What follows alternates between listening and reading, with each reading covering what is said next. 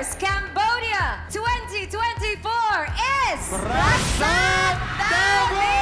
ការក្រុងតំណែងបវរកញ្ញាចក្រវាលកម្ពុជា2024នេះគឺជាមោទនភាពបំផុតសម្រាប់ខ្ញុំក្នុងនាមជាភរិយានិងជាអ្នកម្ដាយមួយរូបហើយវាជាការបង្កើតប្រវត្តិសាស្ត្រដំបូងបំផុតសម្រាប់កម្ពុជាដែលបានឈានជើងចូលដល់ Top 30ក្នុងចំណោមបេក្ខភាពចូលរួមចំនួន127ប្រទេសជោគជ័យមួយនេះមិនមែនជារបស់ខ្ញុំតែម្នាក់ឯងទេតែវាជាជោគជ័យរបស់ស្ត្រីខ្មែរគ្រប់រូបវាជាភស្តុតាងបញ្ជាក់ថាអាយុមិនមែនជាបញ្ហានោះទេ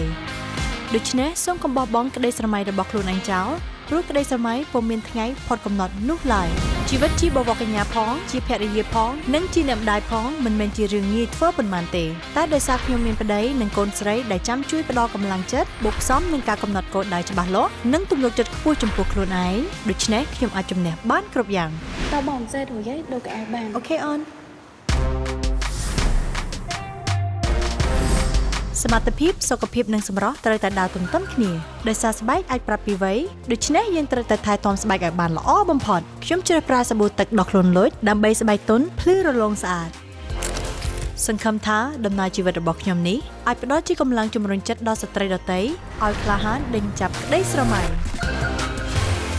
My Beauty My Strength ស្បែកទន់ភ្លឺរលោងគ្រប់ចលនាជំនះបានគ្រប់ការប្រកួតប្រជែង